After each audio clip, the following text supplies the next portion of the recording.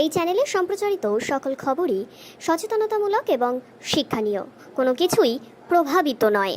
Tab কেলেঙ্কারির খবর সামনে আসতেই ওয়েস্ট বেঙ্গল স্কুল ও মাদ্রাসা ক্লার্ক অ্যাসোসিয়েশন মালদা শাখার সদস্যরা সাংবাদিক বৈঠক করে দাবি করলেন, তরুণের স্বপ্ন প্রকল্পে জালিয়াতিতে যুক্ত নন তারা মনে করেন এই পোর্টাল হ্যাক করা হয়েছে।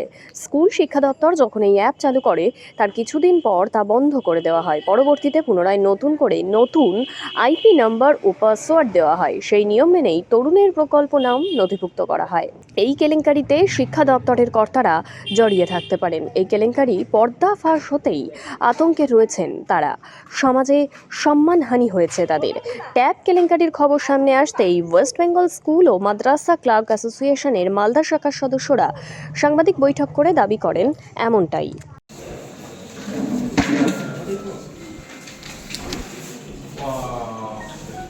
আজ সকল উপস্থিত প্রেস মিট করার আমাদের অবতারণা করার কারণ হচ্ছে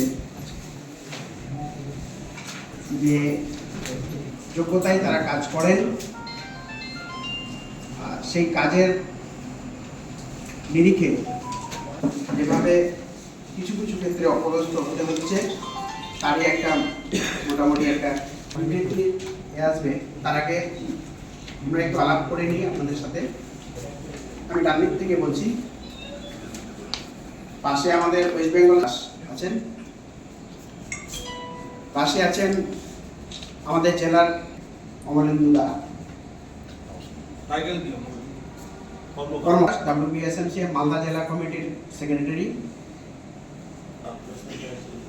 এবং পাশে আছেন সোনালী সরকার। পাশে তার নিশ্চয়ই আপনাদের কাছে নিশ্চয়ই পৌঁছে গেছে। আমি আমাদের পশ্চিমবঙ্গের সমস্ত জেলার মাদ্রাসা ও স্কুলের করণিকদের কাজের মানোন্নয়ন ও করণিকদের সাথে কাজ করে চলেছে। মালদা এবং মাদ্রাসা করণিকগণ WBSMC এর সদস্য। এই নিয়ে প্রিন্ট ও ইলেকট্রনিক মিডিয়া মারফত আমরা যা জানতে পেরেছি, বিদ্যালয়গুলির ক্লার্ককে শুধু দায়ী করা হচ্ছে, বিদ্যালয় কর্তৃপক্ষ তেমনভাবে দায়ী নয়। এক্ষেত্রে টেকনিক্যাল এরর বা পোর্টাল হ্যাক হওয়ার সম্ভাবনা কথা আমরা আগে আমাদের কর্তৃপক্ষকে জানিয়েছি। সেক্ষেত্রে উচ্চতর নিরপেক্ষ তদন্ত হোক এবং প্রকৃত দোষী শাস্তি পাক, সেটাই আমরা চাই। ছাত্রছাত্রীদের বাংলা শিক্ষা পোর্টালে অ্যাকাউন্ট নাম্বার এর লাস্ট আপডেট এর আইপি অ্যাড্রেস চেক করা হোক, তাতে হয়তো বোঝা যাবে কোথা থেকে বা কারা লগ ইন করে ওই লাস্ট আপডেট করেছেন। গতকালও আরো একজন ট্যাব দুর্নীতিতে পুলিশের কাছে অ্যারেস্ট হয়েছে। এই নিয়ে 5 জন হলো, তার মধ্যে বেশিরভাগই তৃণমূলের কর্মী, নয় তৃণমূলের নেতার ছেলে এবং তৃণমূলের সঙ্গে জড়িত।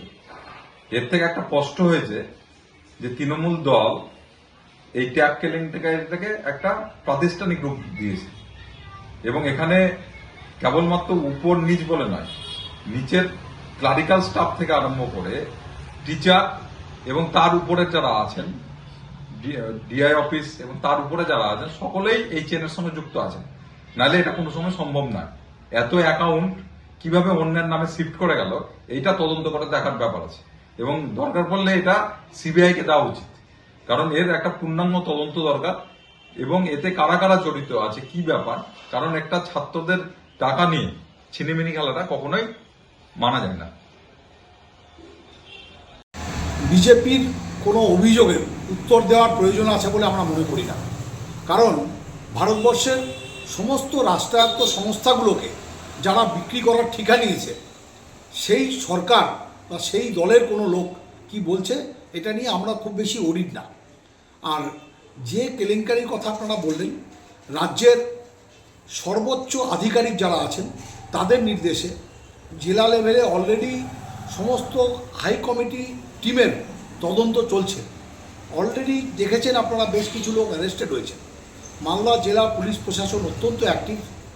আপনারা রেস্ট অ্যাসিওর থাকুন, এই গোটা কর্মকাণ্ডের সাথে বাংলার মুখ্যমন্ত্রীর তরুণের স্বপ্ন যে প্রকল্প, তাকে যারা কালিমালিপ্ত করতে চেয়েছে তারা প্রত্যেকে অ্যারেস্টেড হবে এবং they will be penalised according to the law of Indian penal code. কাজেই বিজেপি যে রাজ্যগুলো আছে সেখানে অপরাধ করলে তাদেরকে মালা পরানো হয়, আর বাংলায় অপরাধ সংগঠিত হলে তাদেরকে কারাগারে যেতে হয়, এটাই ফারাক।